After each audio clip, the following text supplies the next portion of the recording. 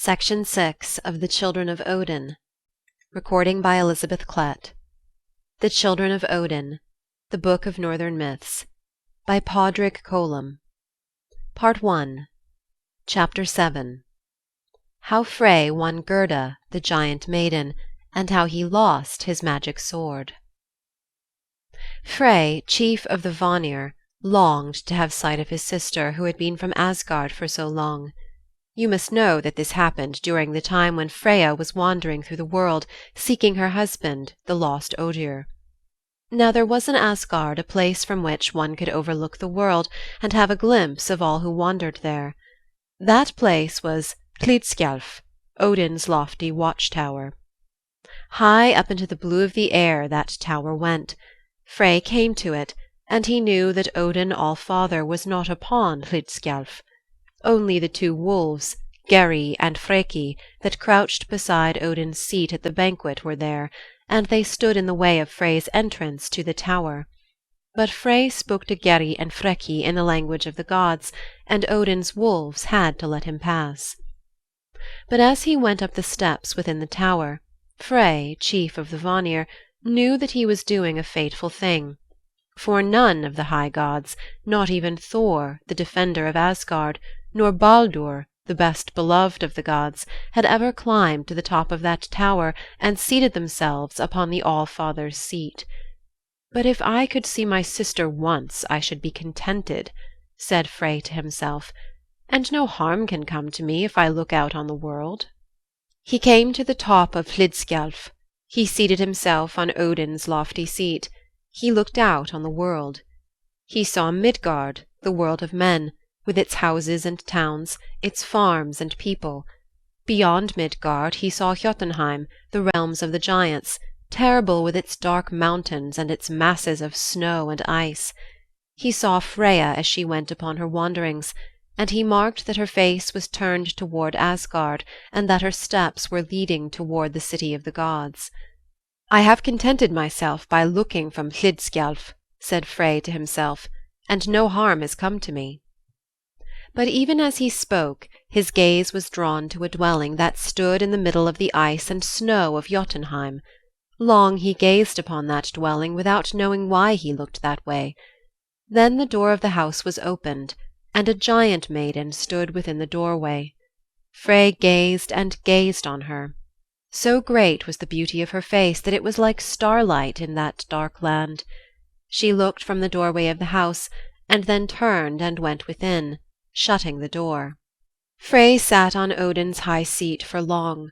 Then he went down the steps of the tower and passed by the two wolves, Geri and Freki, that looked threateningly upon him. He went through Asgard, but he found no one to please him in the city of the gods. That night sleep did not come to him, for his thoughts were fixed upon the loveliness of the giant maid he had looked upon. And when morning came, he was filled with loneliness, because he thought himself so far from her. He went to Hlidskjalf again, thinking to climb the tower and have sight of her once more. But now the two wolves, Geri and Freki, bared their teeth at him and would not let him pass, although he spoke to them again in the language of the gods. He went and spoke to wise Njord, his father. "She whom you have seen, my son," said Njord, "is Gerda, the daughter of the giant Gymer. You must give over thinking of her. Your love for her would be an ill thing for you." "Why should it be an ill thing for me?" Frey asked. "Because you would have to give that which you prize most for the sake of coming to her." "That which I prize most," said Frey, "is my magic sword." "You will have to give your magic sword," said his father, the wise Njord. "I will give it," said Frey, loosening his magic sword from his belt. "Bethink thee, my son," said Njord. "If thou givest thy sword, what weapon wilt thou have on the day of Ragnarok, when the giants will make war upon the gods?" Frey did not speak, but he thought the day of Ragnarok was far off.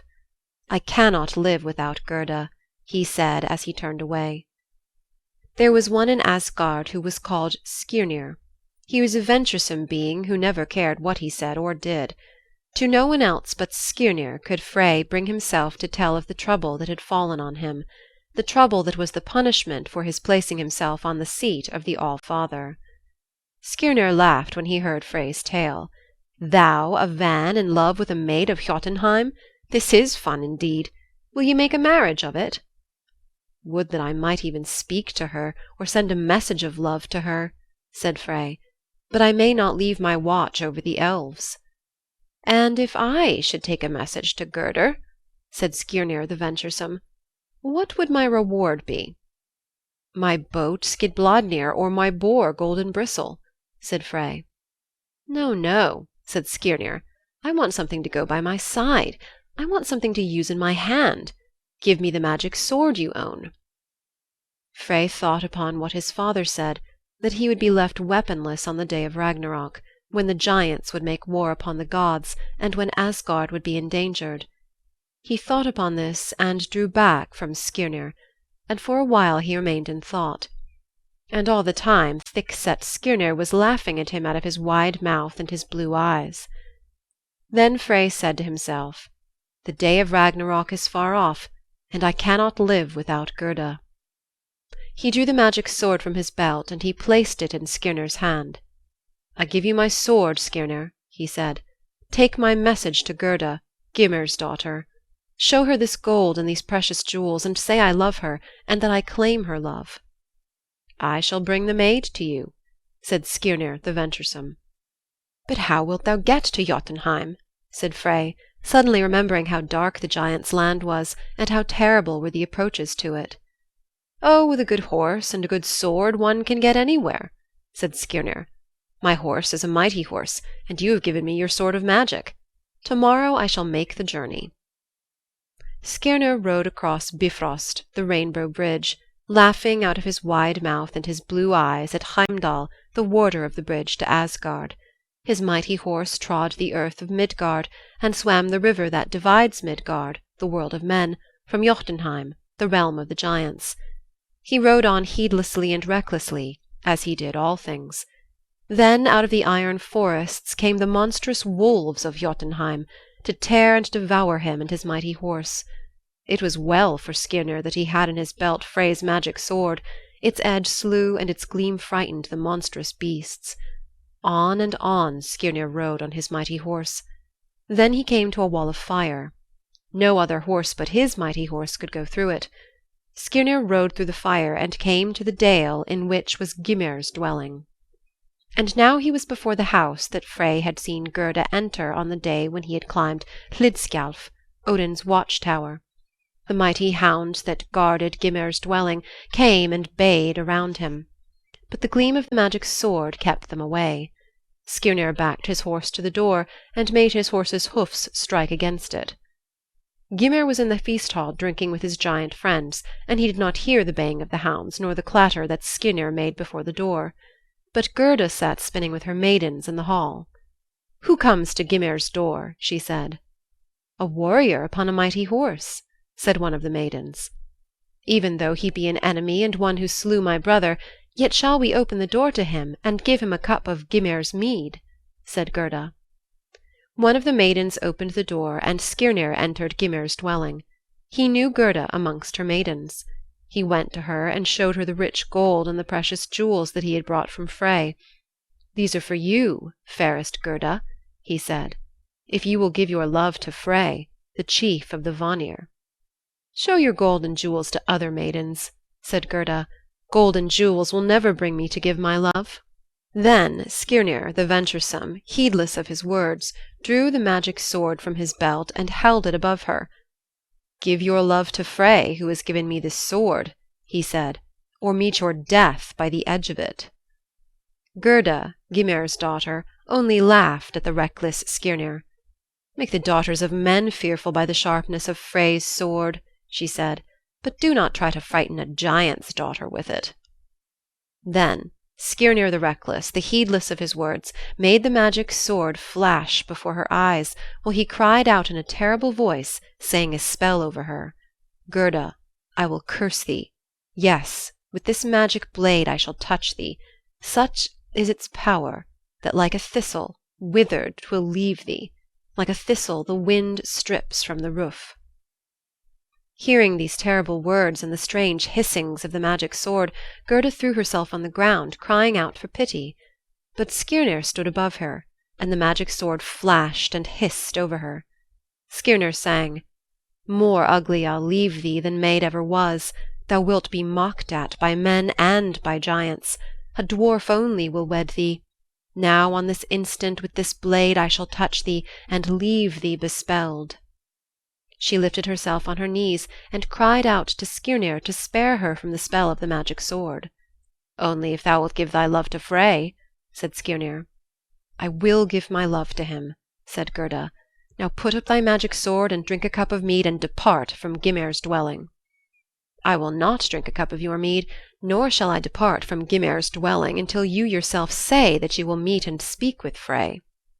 "I will meet and speak with him," said Gerda. "When will you meet and speak with him?" asked Skirnir. "In the wood of Barri 9 nights from this. Let him come and meet me there." Then Skirnir put up his magic sword and drank the cup of mead that Gerda gave him. He rode from Gymer's house, laughing aloud at having won Gerda for Frey, and so making the magic sword his own forever. Skirnir the venturesome, the heedless of his words, riding across Bifrost on his mighty horse, found Frey standing waiting for him beside Heimdall, the warder of the bridge to Asgard. "What news dost thou bring me?" cried Frey. "Speak, Skirnir, before thou dost dismount from thine horse." "In 9 nights from this thou mayst meet Gerda in Barri Wood," said Skirnir. He looked at him, laughing out of his wide mouth and his blue eyes. But Frey turned away, saying to himself, "Long is one day, long, long two.